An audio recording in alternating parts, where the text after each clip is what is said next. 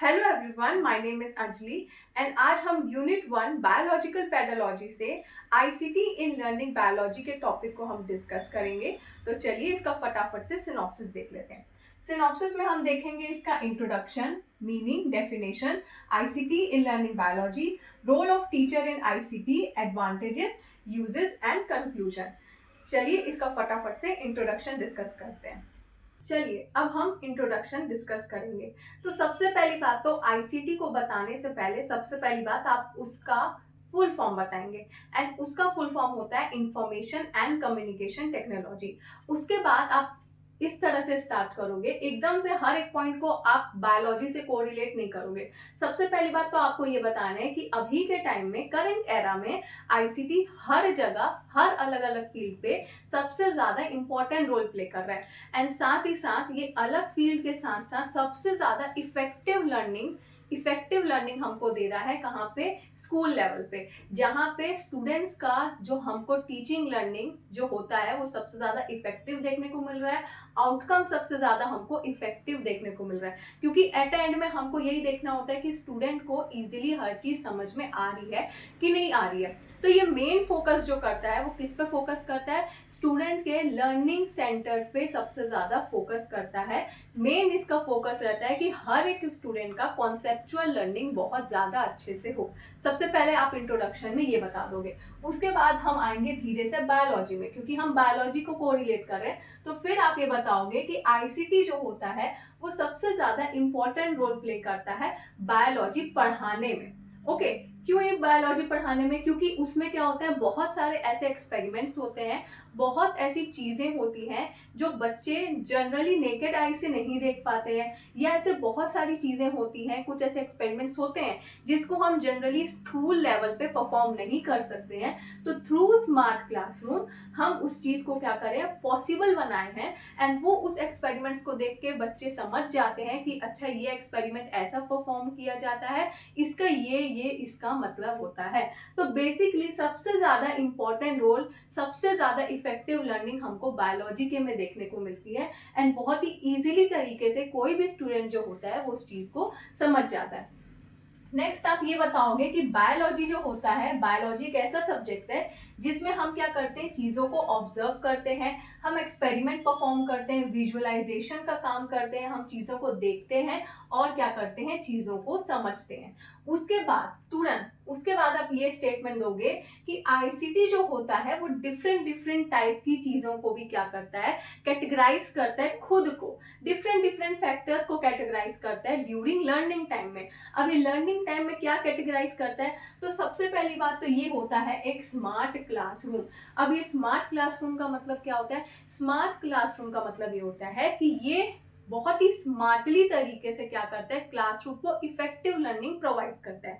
And साथ ही साथ जो भी स्टूडेंट होते हैं वो क्लासरूम में एंगेज रहते हैं, ये आप बताओगे। उसके बाद ये होता है एक काइंड ऑफ डिजिटल बोर्ड। हमको बोर्ड को भी कंपैरिजन करना है कि ये नॉर्मल बोर्ड लर्निंग नहीं है, ये डिजिटल बोर्ड लर्निंग है। इसलिए सबसे ज्यादा हमको इफेक्टिव लर्निंग देखने को मिलती है कोई भी स्टूडेंट की चीज में, क्योंकि वो क्या करता है, चीजों को विजुअलाइज करता है, ऑब्जर्व करता है, समझता है, उसके बाद वो क्या करता है, उस चीजों को पढ़ता है। उसके बाद ये एजुकेशनल वीडियोस इसमें हमको देखने को मिलती है।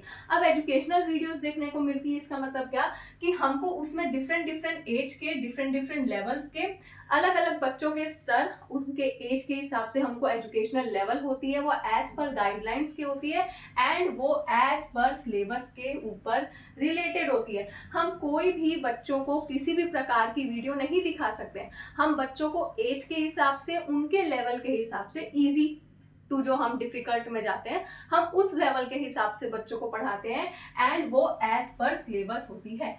उसके बाद लिखा है लेबोरेटरीज।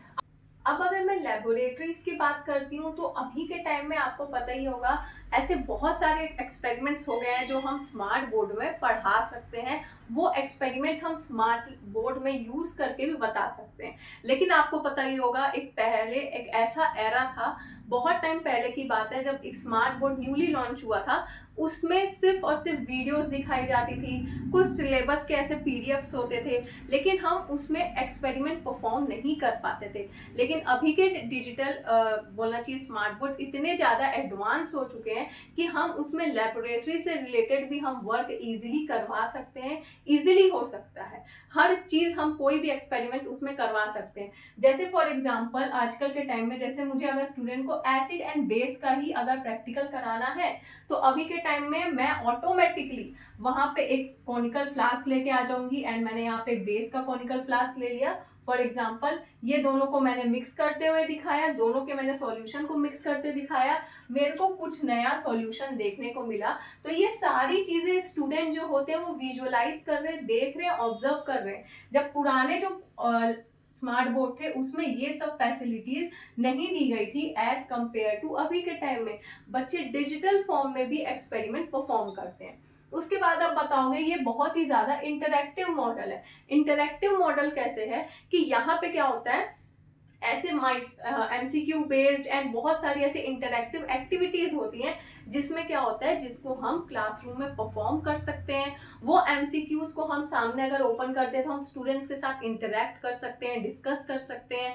यहाँ पे उनकी कम्युनिकेशन स्किल्स भी कहीं ना कहीं थोड़ी सी इफेक्टिव होने लग जाती है।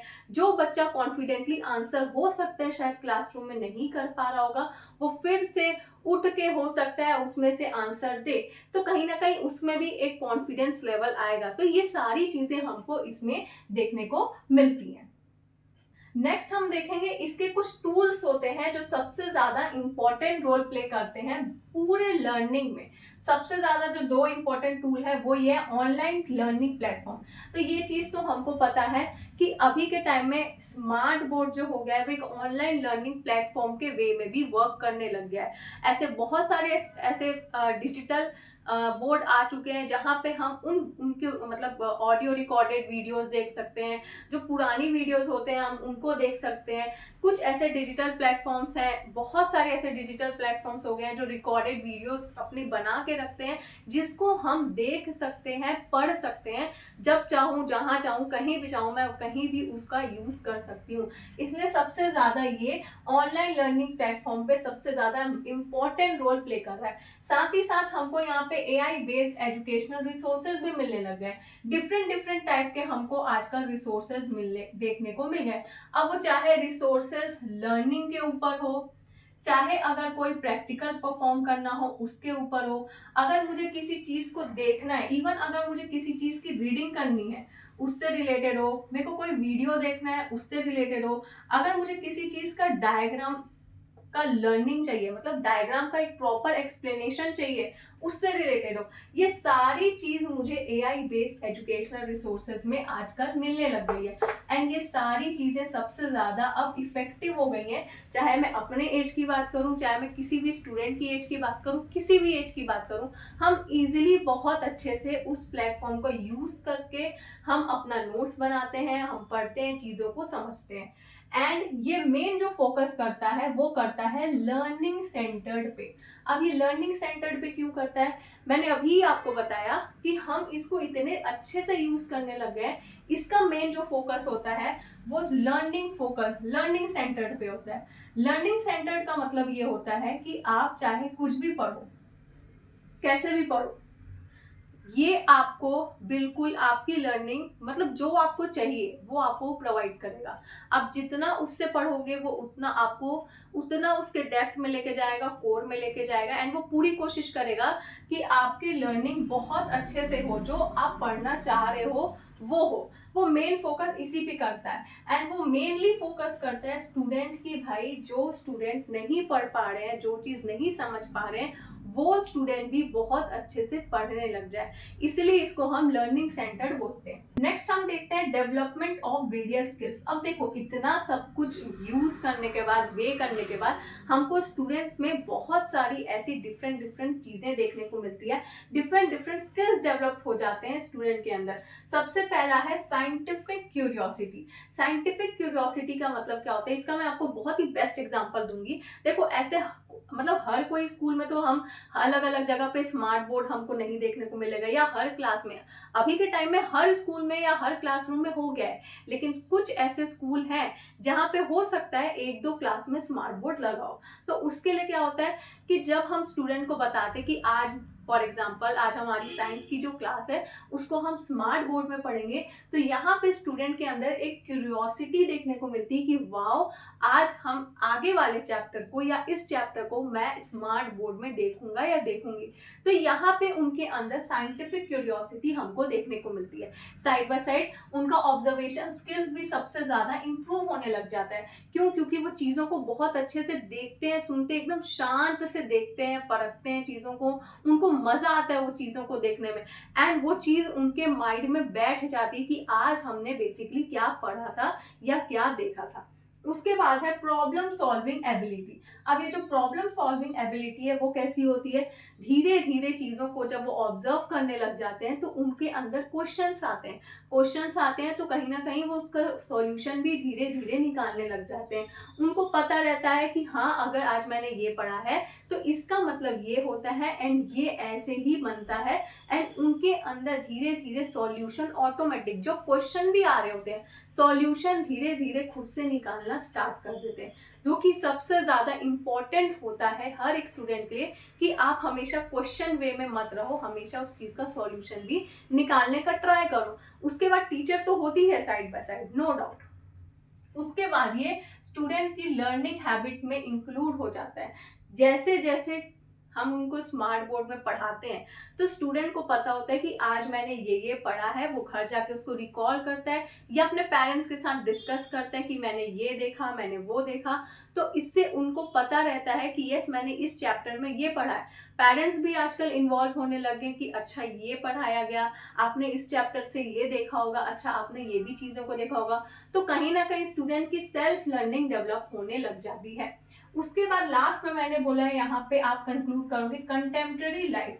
अब ये कंटेम्प्रेरी लाइफ का मतलब क्या होता है? देखो, चाहे कंटेम्प्रेरी लाइफ मतलब आप इसको ओवरऑल कंक्लूड कर रहे हो अपने इंट्रोडक्शन को, तो आप ये बताओगे चाहे वो कोई भी एज के लेवल का क्यों ना हो, चाहे वो कोई भी स्तर का स्टूडेंट क्यों ना हो, स्तर मतलब चाहे वो गधा बच्चा हो, एवरेज हो, मिडिल हो, व्हाटएवर, इंटेलिजेंट हो, कोई भी लेवल का बच्चा हो, उसके लाइफ सबसे ज्यादा इफेक्टिव हो जाती है जब वो आईसीटी में पढ़ने लग जाता है। हम जब उसको आईसीटी की लर्निंग प्रोवाइड करने लग जाता है, इसलिए हमने सबसे पहले बोला था कि टीचिंग लर्निंग सबसे ज्यादा इफेक्टिव होती है। टीचिंग एज अ टीचर, मैं आईसीटी में पढ़ा रही हूँ, मेरे लिए सबसे ज्यादा हेल्पफुल है। जो चीजें मुझे घंटों बैठ के डायग्राम बनाना रहता है वो मैं थ्रू स्मार्ट बोर्ड बहुत इजीली समझा ले रही हूँ, और मेरे को देखने को मिल रहा है कि बच्चे इन्वॉल्व हो रहे हैं, आउटकम देखने को मिल रहा है, इफेक्टिव आउटकम देखने को मिल रहा है। तो ओवरऑल ये पूरी कंटेम्प्रेरी लाइफ में बेस्ड रहता है एंड यहाँ पे इफेक्टिव लर्निंग आउटकम हमको देखने को मिलता है। लास्ट में आप यही बताओगे कि यहाँ पे हमको इफेक्टिव लर्निंग आउटकम देखने को मिलता है, एंड दैट्स इट। यहाँ पे आपका इंट्रोडक्शन ओवर होता है। चलिए अब हम देखेंगे मीनिंग। तो मीनिंग हमको आईसीटी का तीनों अलग अलग बताना होता है कि इंफॉर्मेशन क्या होता है, कम्युनिकेशन क्या होता है, टेक्नोलॉजी क्या होता है।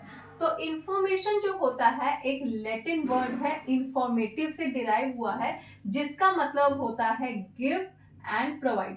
क्योंकि यहाँ पे आप ऐसे समझाओगे कि इंफॉर्मेशन मतलब हम किसी भी चीज को क्या करते हैं, देते हैं या प्रोवाइड करते हैं, इसलिए इसका मतलब ये होता है। नेक्स्ट है कम्युनिकेशन। कम्युनिकेशन भी जो है वो लैटिन वर्ड से डिराइव्ड है, जिसको हम कम्युनिकेयर के वर्ड से डिराइव्ड हुआ है, जिसका मतलब होता है टू शेयर। किसी भी चीज को क्या करना, शेयर करना, देना, प्रोवाइड करना, इसका मतलब भी यही होता है। कम्युनिकेशन में भी हम क्या करते हैं, किसी भी चीज को शेयर करते हैं, रिसीव करते हैं, या तो हम किसी मैसेज, जैसे फॉर एग्जांपल आप क्या कर रहे हो, कोई भी मैसेज को क्या कर रहे हो, आप डिलीवर कर रहे हो या रिसीव कर रहे हो, तो हम वहां पे क्या कर रहे हैं, यहाँ पे कम्युनिकेशन हो रहा है। मैं आपके टूवर्ड्स अपना मैसेज दे रही हूँ एंड अगर वहां से कुछ रिस्पॉन्स होता है तो उस चीज को मैं रिसीव कर रही हूँ, अगर मैं फिजिकली वे में बात करूँ तो इसका मतलब होता है कम्युनिकेशन। एंड टेक्नोलॉजी जो होता है वो दो ग्रीक वर्ड से मिलकर बना होता है, एक होता है टेक्नी एंड दूसरा होता है लोगोस। टेक्नी का मतलब होता है आर्ट, स्किल, क्राफ्ट एटसेट्रा, इसमें कुछ भी आ सकता है, कोई भी ऐसी चीज है, कोई भी ऐसा स्किल है, ठीक है। एंड लोगोस का मतलब होता है एक्सप्रेस। एक्सप्रेस का मतलब होता है किसी भी चीज को एक्सप्रेस करना, उसको बताना, जताना, ओके। तो ये ऐसा स्किल या एक ऐसी चीज होती है जिसको हम क्या करते हैं, एक्सप्रेस करते हैं एक आर्ट के फॉर्म में, एक क्रिएटिव फॉर्म में उस चीज को एक्सप्रेस किया जाता है, उसको हम टेक्नोलॉजी बोला जाता है। क्योंकि टेक्नोलॉजी एक ऐसी चीज है जो क्या करती है, आपको दिखाती है, वो एक आर्ट या स्किल के फॉर्म में होती है, क्रिएटिव फॉर्म में होती है, एंड वो चीजों को क्या करती है, एक्सप्रेस करती है, इसलिए टेक्नोलॉजी बोला गया है। नेक्स्ट अब हम इसका डेफिनेशन देख लेते हैं। तो डेफिनेशन दिया है जीबी हैरिसन ने, जिन्होंने बोला है use of information in order to meet human need. ये एक ऐसी इंफॉर्मेशन है जहां पे ह्यूमन नीड या कोई उनका जो भी पर्पस होता है वो कोई भी कंटेम्प्रेरी डिवाइस के द्वारा उनको प्रोवाइड किया जाता है, जिसको हम बोलते हैं इंटरनेट। क्योंकि टेक्नोलॉजी में हमारा इंटरनेट भी जो होता है वो सबसे ज्यादा रोल प्ले किया जाता है, इसलिए बोला गया कि ये ऐसी चीज है जहाँ पे ह्यूमन नीड और पर्पस एक ऐसे डिवाइस को यूज करके क्या करते हैं, अपनी नीड को फुलफिल करते हैं, उनका जो भी पर्पस रहता है उसको फुलफिल किया जाता है, एंड उस कंटेम्प्रेरी डिवाइस का नाम क्या दिया गया है, हमने इंटरनेट। ओके, चलिए नेक्स्ट अब हम डिस्कस करेंगे आईसीटी इन लर्निंग बायोलॉजी।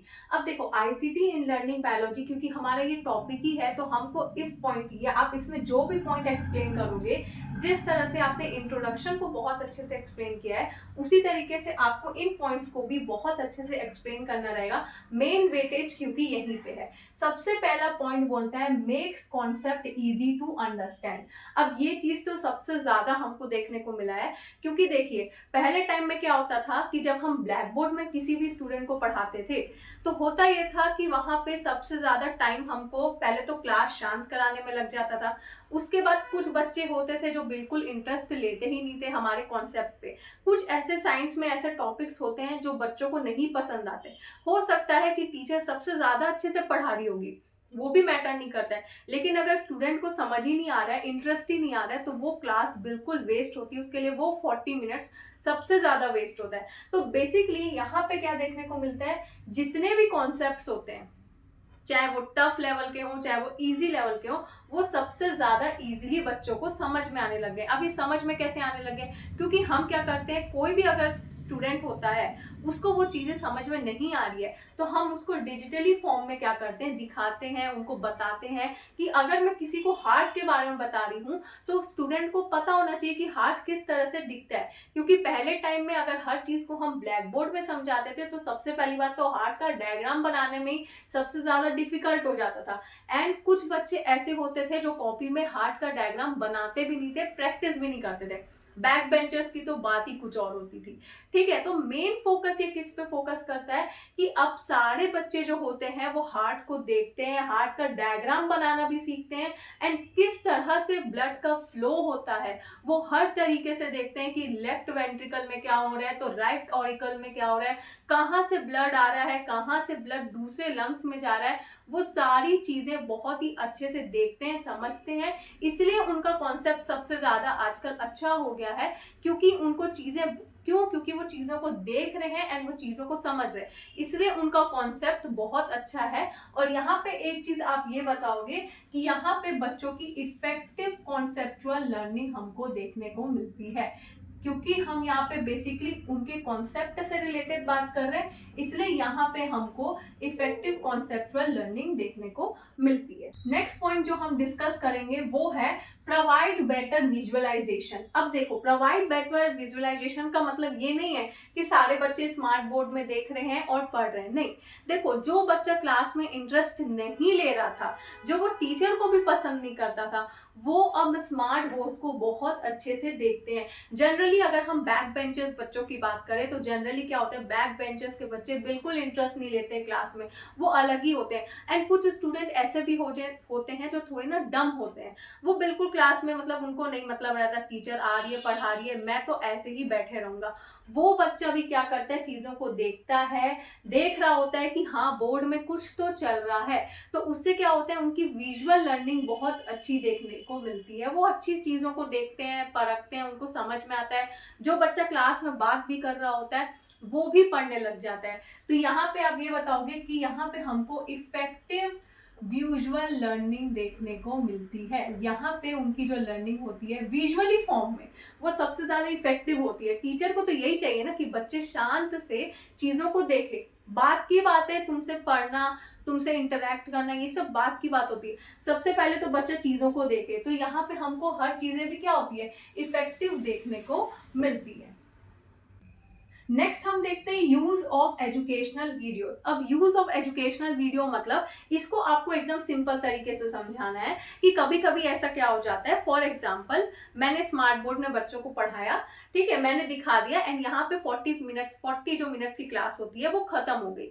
अगले दिन जब मैं आई, बच्चों को मैंने रिकॉल करवाया, अपने लेक्चर को स्टार्ट करने से पहले मैंने रिकॉल करवाया, बच्चों से इंटरेक्शन किया, ठीक है। तो मैंने ये देखा कि कुछ बच्चे जो हो रहे हैं लास्ट प्रीवियस वीडियो पे बहुत अच्छा रिस्पॉन्स कर रहे हैं एंड कुछ बच्चे जो हैं वो कम रिस्पॉन्स कर रहे हैं एंड कुछ तो भूल ही गए हैं, ठीक है। हो सकता है उसमें से एक बच्चा आपसे रिक्वेस्ट करे कि मैम क्या आप ये वीडियो फिर से मुझे दिखा सकते हो क्या, मैं थोड़ा सा भूल गया। तो यहाँ पे हमको क्या होता है, एजुकेशनल वीडियो सबसे ज्यादा रोल प्ले करता है। मतलब कि मैं उस पुरानी वीडियो को दोबारा चला के बच्चे को दिखा सकती हूँ, फिर से वो कॉन्सेप्ट को एक्सप्लेन करा सकती हूँ। 5-10 मिनट का एक्सप्लेनेशन लेना रहता है, क्योंकि बच्चे को हमको सिर्फ ओवरव्यू देना है, पूरा नहीं पढ़ाना होता है। ओके, ऐसा तो नहीं है कि बच्चों को बिल्कुल एकदम याद नहीं रहता है, क्योंकि वो विजुअली फॉर्म से देख रहे होते हैं तो उनको याद रहता है। इसीलिए हम क्या कर सकते हैं कि अगर जो बच्चों को दोबारा वो वीडियो देखनी है, हो सकता है कि कुछ बच्चों को नहीं समझ में आओ, या एज अ टीचर भी मैं बता रही हूँ कि मैंने कोई पॉइंट भूल गया, तो वहां पे क्या होता है, मैं उस अगले दिन आके उस वीडियो को दोबारा चलाऊंगी एंड मैं दोबारा बच्चों को दिखा सकती हूँ, क्योंकि ये पूरा एजुकेशनल वीडियो से रिलेटेड है। तो यहाँ पे मुझे सारी चीजें एज ए रिकॉर्डेड फॉर्म में मिल जाएंगी, तो मैं दोबारा उस चीज को रिपीटेडली फॉर्म में पढ़ा सकती हूँ। यहाँ से मेरे को बच्चों की इंटरैक्टिव क्लास देखने को मिली, यहाँ पे मुझे बच्चों की इंटरैक्टिव लर्निंग देखने को मिली एंड वो कहीं ना कहीं क्लासरूम में क्या हुए हैं, एंगेज हुए हैं। क्योंकि मुझे ये देखने को मिला, जब मैं बच्चों से इंटरेक्ट करी तो मुझे ये देखने को मिला कि यस कुछ बच्चे भूल गए हैं, तो मैं दोबारा उस चीज को चला लेती हूँ। तो हमको ये चीजें बेसिकली देखने को मिलती है। नेक्स्ट हम देखते हैं वर्चुअल लेबोरेटरीज। देखो ये चीज तो मैं टू बी ऑनेस्ट आप लोग को बोलना चाहूंगी कि पुराने टाइम के, जब ये हम, या तो मैं बोलूंगी हमारे टाइम के जो स्मार्ट बोर्ड आए थे उसमें हम लेबोरेटरीज के एक्सपेरिमेंट नहीं परफॉर्म कर पाते थे, या तो सिर्फ उनकी छोटी छोटी 1-2 मिनट की क्लिप्स हुआ करती थी, वो भी हमको समझ में नहीं आता था। अब ऐसा हो गया है कि एजुकेशन इतना ज्यादा एडवांस हो गया है, उसमें प्रैक्टिकल्स कुछ ऐसे होते हैं, हमारे बुक में अभी भी कुछ ऐसे प्रैक्टिकल्स हैं जिसको हम या तो परफॉर्म नहीं कर पाते, या कभी कभी ऐसा हो जाता है कि उनके केमिकल एक्सपायर हो जाते हैं या केमिकल एफर्ट नहीं कर पाते, जो भी रीजन होता है। तो अब स्मार्ट बोर्ड के थ्रू हम उन मतलब बोलना चाहिए लेबोरेटरीज एक्सपेरिमेंट को हम परफॉर्म कर सकते हैं। जैसे फॉर एग्जांपल मैं अगर किसी बच्चे को बता रही हूँ कि बेटा ये एसिड है और ये बेस है, फॉर एग्जाम्पल ये मेरा कंपाउंड है, जस्ट फॉर एग्जाम्पल मैं बता रही हूँ कि ये मेरा एसिड है एंड ये मेरा बेस है, ये दोनों को मैंने मिलाया तो मेरे को एक सॉल्यूशन देखने को मिला। फॉर एग्जाम्पल मेरे को एक न्यूट्रलाइजेशन का एक सॉल्यूशन देखने को मिला, एकदम न्यूट्रल सॉल्यूशन देखने को मिला, ठीक है। ये मैंने बच्चे को कॉन्सेप्ट समझाया, ये 9th-10th का एक ऐसे ही सब्जेक्ट होता है, ठीक है। मैं ये बच्चे को समझा रही हूँ, अब मैंने इसको ब्लैक बोर्ड फॉर्म में बताया तो बच्चे को नहीं समझ में आया, उसी को मैंने स्मार्ट बोर्ड में पढ़ाया एंड परफॉर्म करके बताया।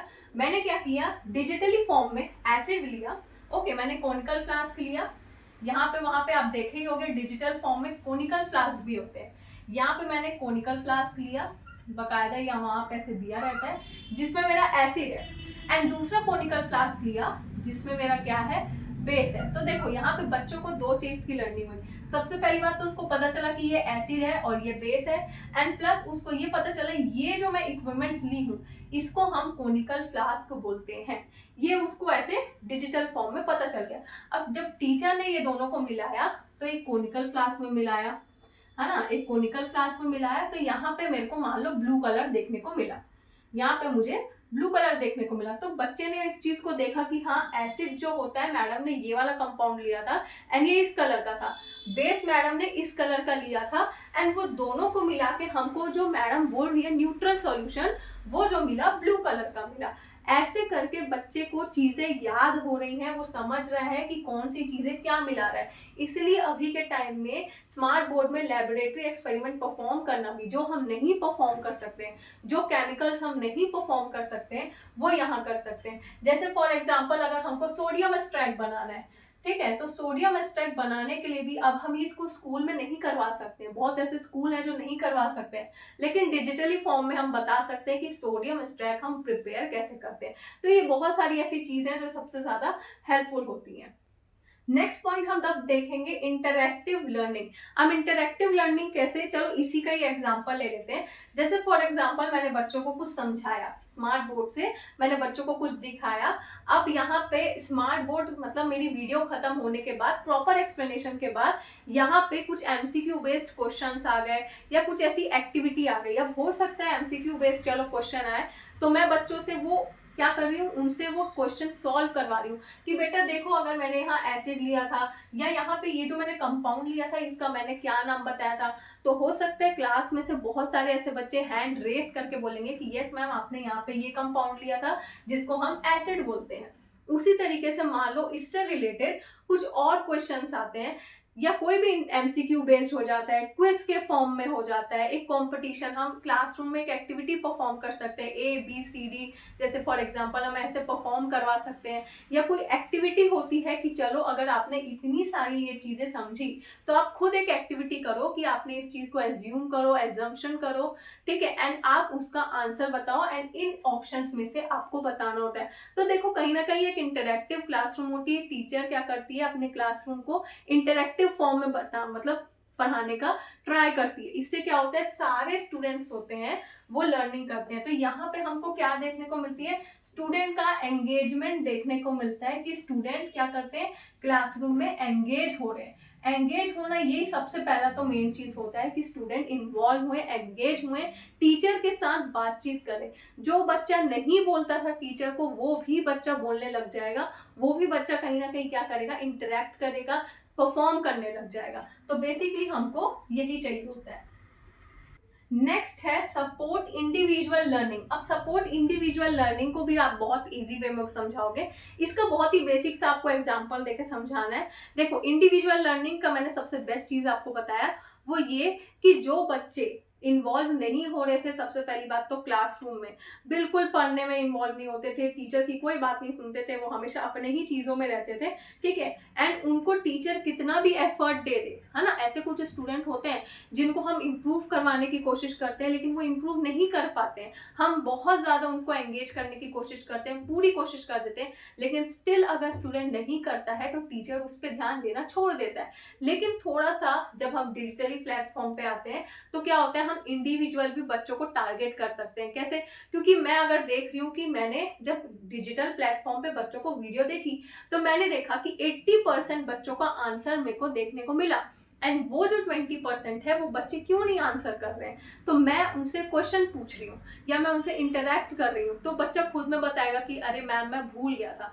तो अगर वो भूल भी जाता है तो आप क्या कर सकते हो, वो चीज़ों को क्या कर सकते हो, रिकॉल करवा सकते हो या दोबारा आप वीडियो प्रोवाइड करे। जैसे आपने दोबारा वो वीडियो दिखाई, अब हो सकता है वीडियो दिखाने के बाद वो बच्चा सही में पढ़ने लग गया, उसको समझ में आ गया कि अच्छा हाँ ये ऐसे था, तो अब मुझे समझ में आ गया।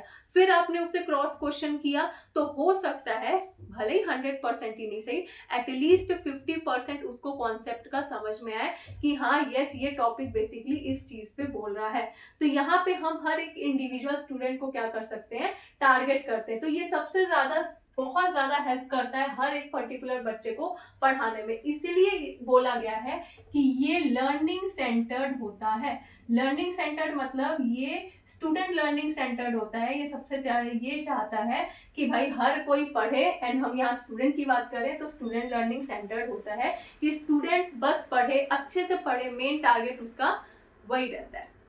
नेक्स्ट अब हम देखेंगे इफेक्टिव प्रेजेंटेशन फॉर टीचर। अब इफेक्टिव प्रेजेंटेशन फॉर टीचर क्यों? क्योंकि मैंने आपको पहले ही बताया है कि जब से डिजिटल प्लेटफॉर्म आ गया है थोड़ा सा टीचर के लिए कुछ चीज़ों में सबसे ज़्यादा हेल्पफुल हो गया है। कैसे? फॉर एग्जाम्पल देखो, फॉर एग्जाम्पल ना इसको आप ऐसे बताओगे, इसको हम थोड़ा सा टफ लेवल पे बताएंगे, बायोलॉजी को कोरिलेट करके। ऐसे बहुत सारे बायोलॉजी में टॉपिक होते हैं जो हम ना बिल्कुल हर चीज़ बच्चों को नहीं बता सकते। अब मान लो मैंने बच्चों को सेल बताया, अब मैंने ऐसे सेल का डायग्राम बना दिया एंड मैंने कुछ कुछ चीजें उसमें भर दी, चलो ये भी भर दिया, वैक्यूल बना दिया, कुछ भी बना दिया, उसका लेयर बना दिया, ठीक है। अब मैंने ये सेल बनाया तो क्या बच्चे को समझ में आ रहा है क्या कि ये सेल है? किसी को समझ नहीं आ रहा है कि ये सेल है, सेल कैसे दिखता है। चलो बुक में भी दिया गया है कि बेटा सेल इस तरह से दिखता है, ठीक। उसके बाद क्या होता है? सेल डिवीजन हुआ। अब सेल डिवीजन हुआ भी तो बुक में भी सेल डिवीजन दिखाया गया कि इस तरह से आपका सेल डिवीजन होता है। चलो ठीक है, बच्चे को हो सकता है ये भी समझ में। अब बच्चे को हम दिखा रहे हैं टिश्यू, ठीक है।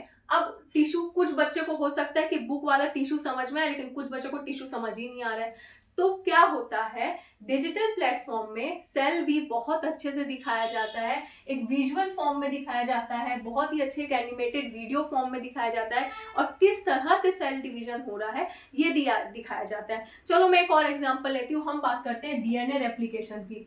डीएनए रेप्लिकेशन में जो हम बुक में पढ़ते हैं वो हमको बिल्कुल समझ में नहीं आता है। हम क्या करते थे, घर में आते थे, यूट्यूब में वीडियो चलाते थे, तब हमको समझ में आता था, तो भी अच्छे से नहीं समझ में आता था कि डीएनए रेप्लिकेशन होता क्या है, क्योंकि कंफ्यूजन हो जाता था, मैडम तो ये बता रही है, यहाँ पे ये क्या बोल रहे हैं, ऐसे हो जाता था। लेकिन अब स्मार्ट बोर्ड में डीएनए रेप्लिकेशन का प्रोसेस इतने अच्छे से दिखाया गया है कि बच्चे को समझ में आ रहा है कि किस पॉइंट पे किस तरह से वो रेप्लिकेट कर रहा है, कहाँ कॉपी कर रहा है, कहाँ डिफरेंट डिफरेंट टाइप के हमको प्राइम्स देखने को मिल रहे, जो 5 और 3 प्राइम होते थे, ये किस तरह से बन रहे हैं, किस तरह से फॉर्म हो रहे हैं, हर चीज वो वीडियो में बहुत ही अच्छे से दिखाई गई है। जिससे क्या हो रहा है, एक टीचर का प्रेजेंटेशन बहुत ज्यादा इजी हो जा रहा है। क्योंकि यहाँ पे अगर मैं डीएनए रेप्लिकेशन किसी बच्चे को ब्लैक बोर्ड में समझा रही हूँ या मैं नॉर्मल आपको ही अगर समझा रही हूँ, मैं नहीं समझा पाऊंगी। किस तरह से समझाऊंगी, मैं कैसे वो चेन बनाऊंगी? प्रॉपरली चेन तो मैं बना ही नहीं पाऊंगी। क्या किसी को समझ में आएगा कि ये चेन क्या है, ऊपर क्या है, ऊपर कौन जा रहा है, कहाँ से कौन आ रहा है? मैं कुछ नहीं बता पाऊंगी अच्छे से। लेकिन स्मार्ट बोर्ड के थ्रू हमको समझ में आता है कि किस तरह से डीएनए रेप्लिकेट कर रहा है, कॉपी कर रहा है। तो हर एक चीज क्या हो रहा है यहाँ पे, टीचर के लिए जो प्रेजेंटेशन है वो इजी हो गई है ना। जो चीज हमको टफ पड़ती थी ब्लैक बोर्ड बनाने में, हम अगर उसको डिजिटली दिखा रहे हैं तो एक टीचर का प्रेजेंटेशन भी सबसे ज्यादा इफेक्टिव हो जाता है। एंड थ्रू दैट प्रेजेंटेशन वो अपने आप को बहुत ही ज्यादा कॉन्फिडेंटली प्रेजेंट करती है बच्चों को। ये सबसे ज्यादा इंपॉर्टेंट होता है टीचर के लिए कि हमारा प्रेजेंटेशन सबसे बेस्ट होना चाहिए।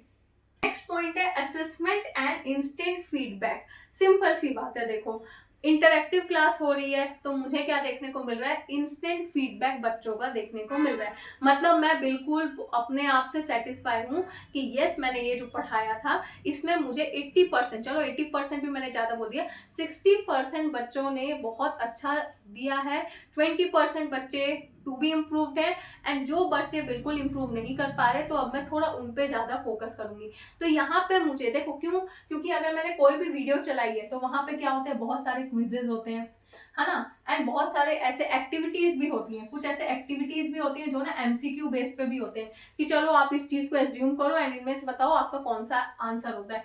ये इस टाइप की भी अलग अलग चीजें होती है। ओके, तो यहाँ पे क्या होता है, मैं बच्चों से इंटरेक्ट कर रही हूँ, बच्चों को डाउट हो रहा है तो भी मैं इस चीज का आंसर दे रही हूँ। तो मुझे समझ में आ रहा है कि हाँ कौन से बच्चे कैसा कर रहे हैं। सबसे पहली बात तो मैं असेस कर रही हूँ बच्चों को कि कौन सा बच्चे ने इम्प्रूव किया, कौन सा बच्चा इम्प्रूव नहीं कर रहा है। 2-3 दिन मैंने जब इसको फिर से रिपीटेडली फॉर्म में किया तो मैं यहाँ पे ये भी देख लेती हूँ कि किस बच्चे का प्रॉपरली इंप्रूवमेंट हो रहा है, किस बच्चे का प्रॉपरली इंप्रूवमेंट नहीं हो रहा है। एंड मुझे बच्चों से इंस्टेंट फीडबैक देखने को मिलता है। मैं जो पढ़ा रही हूँ अगर मैं तुरंत पूछ रही हूँ तो बच्चे जवाब दे रहे हैं कि नहीं दे रहे हैं, इससे मुझे इंस्टेंट फीडबैक देखने को मिल रहा है। पुराने टाइम में जब हम नॉर्मल ब्लैक बोर्ड में पढ़ाते थे कुछ बच्चे तो बिल्कुल जवाब ही नहीं देना प्रीफर करते थे। एक टीचर के लिए थोड़ा सा सबसे ज्यादा वो टफेस्ट चीज हो जाती थी क्योंकि वो बिल्कुल सारे बच्चों को नहीं टारगेट कर पाती थी, इसलिए वो गिने चुने बच्चों को पढ़ा पाती थी, हर बच्चों को नहीं पढ़ा पाती थी। अभी थोड़ा सा ऐसा हो गया है कि हम थोड़ा सा ज्यादा बच्चों को भी क्या कर सकते हैं, फोकस कर सकते हैं। मुझे इंस्टेंट फीडबैक देखने को मिलता है स्टूडेंट के थ्रू।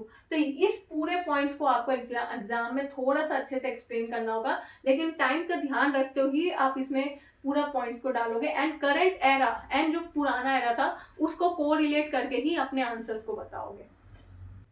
चलिए अब हम आईसीटी के कुछ एडवांटेजेस एंड डिसएडवांटेजेस को डिस्कस करेंगे।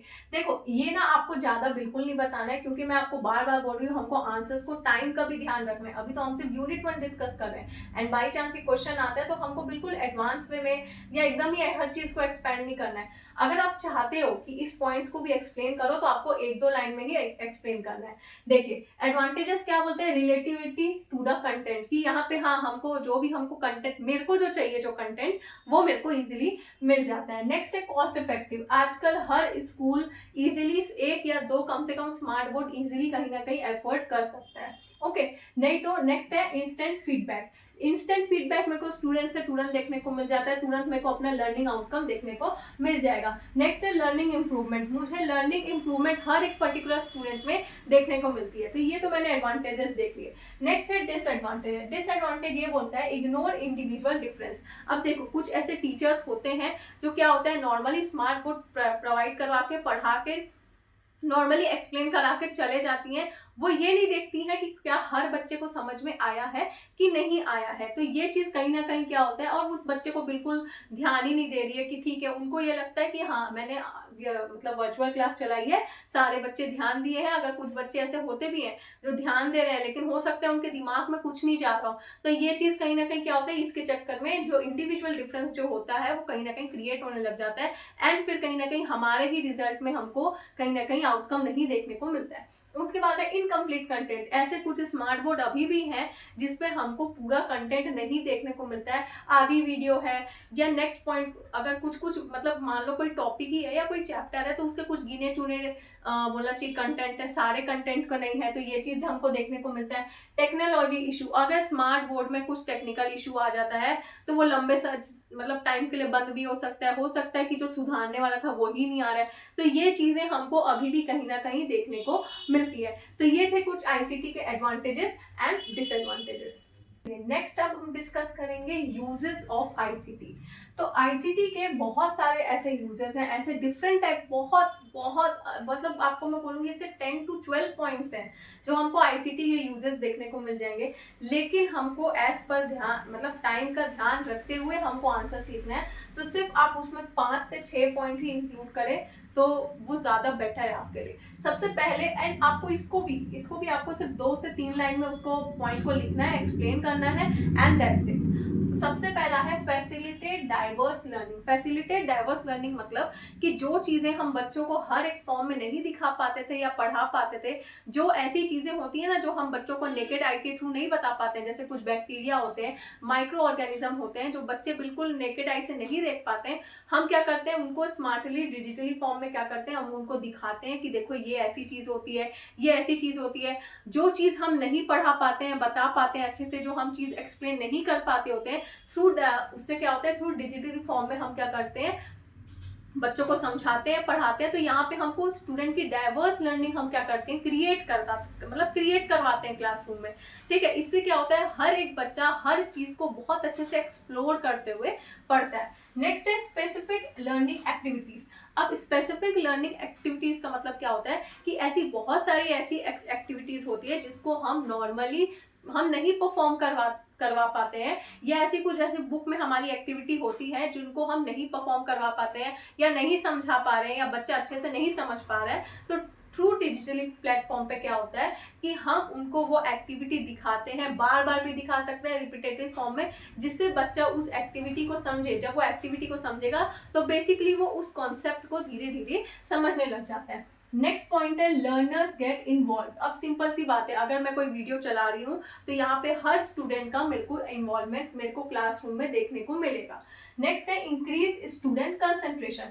अब साथ ही साथ अगर स्टूडेंट इन्वॉल्व हो रहा है तो सिंपल सी बात है, बच्चे का कंसंट्रेशन भी क्या होगा, धीरे धीरे इम्प्रूव होने लग सकता है। हो सकता है आज मैंने स्मार्ट बोर्ड पढ़ाया, कुछ बच्चे ध्यान नहीं दिए होंगे मेरी क्लासरूम में, फिर से मैंने सेकेंड डे आई, मैंने फिर से स्मार्ट बोर्ड चलाया, हो सकता है उनमें से कुछ बच्चे फिर से ध्यान देना स्टार्ट कर दिए, हो सकता है जो कल ध्यान दे रहे थे वो आज ध्यान ना दे। तो कहीं ना कहीं देखो बच्चों का हमको कंसंट्रेशन हमको नहीं देखने को मिल सकता है, थोड़ा सा चेंजेस आएगा ही आएगा, लेकिन ऐसा जरूरी नहीं है कि पूरी क्लास के बच्चे या पूरी क्लास के बच्चे बिल्कुल ध्यान नहीं दे रहे हैं। हर बच्चा कहीं ना कहीं 5-5 मिनट के लिए थोड़ा सा हो सकता है डिस्ट्रैक्ट हो, लेकिन कहीं ना कहीं वो कंसेंट्रेट जरूर करेगा, वो देखेगा कि वीडियो एक्चुअल में बोल क्या रहा है। बच्चे इन्वॉल्व हो रहे हैं तो उनका धीरे धीरे कंसेंट्रेशन भी क्या होता है, ऑटोमेटिक इंक्रीज होने लग जाता है।